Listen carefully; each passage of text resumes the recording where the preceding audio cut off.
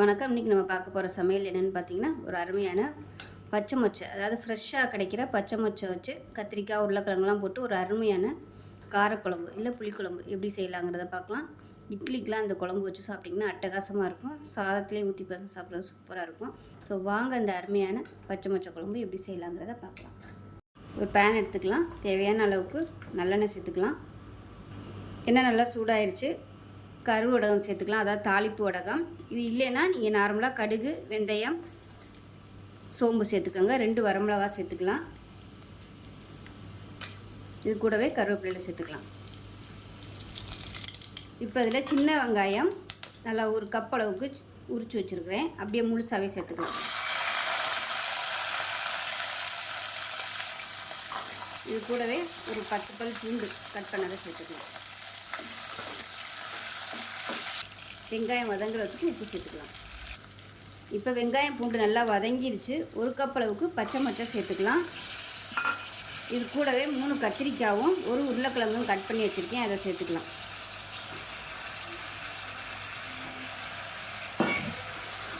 இதை சேர்த்துட்டு நல்லா வதக்கி விட்டுக்கலாம். இப்போ நல்லா வதங்கிருச்சு. இப்போ குழம்புத்தூள் தேவையான அளவுக்கு சேர்த்துக்கோங்க. இது நான் வீட்டில் அரைச்சி வச்சுருக்க பொடி தான் சேர்த்துருக்கேன்.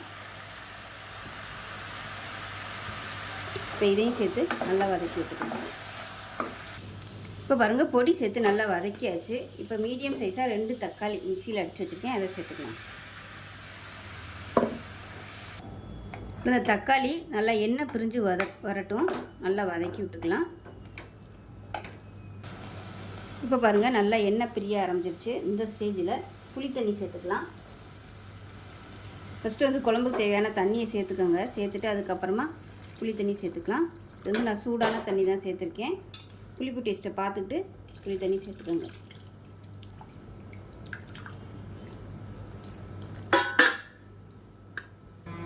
இப்போ தேவையான அளவுக்கு உப்பு சேர்த்துக்கலாம். இப்போ குக்கரை மூடி வச்சுட்டு நல்லா ஒரு 3 விசில் விட்டுட்டு ஸ்டீம் போனதுக்கப்புறம் பார்க்கலாம். இப்போ குழம்பு எப்படி இருக்குன்னு பார்க்கலாம். இப்போ பாருங்கள், குழம்பு சூப்பராக வந்துருச்சு. இப்போ இதில் தேங்காய் பேஸ்ட் ரெடி பண்ணிக்கலாம். தேங்காய், சோம்பு, கொஞ்சம் முந்திரி பருப்பு சேர்த்து அரைச்சி ஊற்றினோம்னா நல்லா சூப்பராக வரும். இப்படியே நீங்கள் வச்சுக்கிறதுனாலும் வச்சுக்கலாம். நான் இன்றைக்கி தேங்காய் அரைச்சி ஊற்றி கொதிக்க விட போகிறேன். இப்போ தேங்காய், சோம்பு, 2 முந்திரி பருப்பு அரைச்சிட்டு வந்துட்டேன். இப்போ சேர்த்துக்கலாம். சேர்த்துட்டு மீடியமான ஃப்ளேமில் கொதிக்க விட்டுக்கலாம். இப்போ பாருங்கள், தேங்காய் அரைச்சி ஊற்றி நல்லா கொதிச்சிடுச்சு. இப்படி ஓரம்லாம் எண்ணெய் பிரிய ஆரம்பிச்சிருச்சு. இந்த ஸ்டேஜில் கேஸ் அமர்த்திட்டு பொடியாக நறுக்குனா கொத்தமல்லியோட சேர்த்துக்கலாம். சூப்பராக இருக்கும். அது சாதத்தில் போட்டு பிசைஞ்சு சாப்பிட்றதுக்கு நீங்கள் முதல் நாள் செஞ்சதை விட அடுத்த நாள் வச்சு சாப்பிட்டிங்கன்னா நல்லா அட்டகாசமாக இருக்கும்.